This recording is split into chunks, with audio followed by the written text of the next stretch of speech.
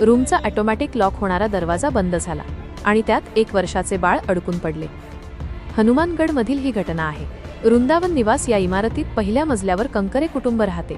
कंकरे यांचा 1 वर्षाचा मुलगा शिवांश आणि त्याची आई घरी होते। आई घरातच एका रूममध्ये असताना बाळ दुसऱ्या रूममध्ये खेळत होते।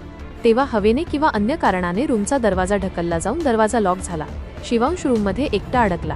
बाळाच्या वडिलांनी आणि शेजारच्यांनी दरवाजा उघडण्याचा प्रयत्न केला, पण दरवाजा उघडला नाही। अखेर अग्निशमन दलाला माहिती देण्यात आली। अग्निशमन दलाने तात्काळ पोहोचून मदतकार्य सुरू केले।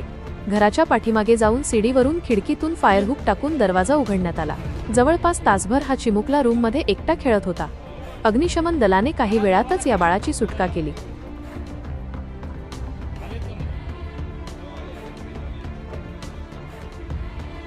आम्हाला केशवनगर येथे एक बाळाच्या घरामध्ये अटकल्याचा कॉल आला। आम्ही लागलीच वाहन घेऊन तिथे गेलो। गेल्यानंतर अगोदर त्या घराची परिस्थिती काय आहे काय नाही बघितली। तिथे लॅडर लावायला जागा होती, आम्ही लॅडर लावली। लॅडर लावून त्या घरावर आम्ही एक कर्मचारी चढवला। लॅडरवर फायर हुकच्या साहाय्यानं खिडकीतून फायर हुक टाकून त्या बाळाची कोंडी काढली आणि बाळाला त्याच्या आईवडिलाच्या स्वाधीन केलो। त्या ठिकाणी आम्हाला 10 ते 15 मिनिटांमध्ये पूर्ण आमचं कार्य कंप्लीट करण्यात आलं। 1 वर्षाचा मुलगा होता, तर काय नेमकं 1 वर्षाचा मुलगा होता तो। 1 वर्षाचा मुलगा होता। ते दार ते ऑटोमॅटिक कोंडीचं दार आहे। दार हवेनं पुढे गेले की काय ढकलल्या गेले की बाळानं ते दार आतून हे झालं, लॉक झालं। लॉक झाल्यामुळे ते बाळाला बाहेर येता येत नव्हतं।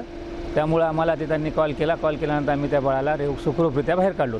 तिथंच होता आम्हाला कॉल करण्याच्या अगोदर 1 तासापासून तो बाळ मधामध्येच होता। पण तो घरच्यांनी काय केलं, फायर ब्रिगेडला कॉल न करता इतरत्र कॉल करून त्यांनी प्रयत्न केला त्याला काही पर्याय व्यवस्था कोणाकडे भेटते का। पेंटरला फोन करून बघितले, यांना त्यांना फोन करून त्यांनी बघितले।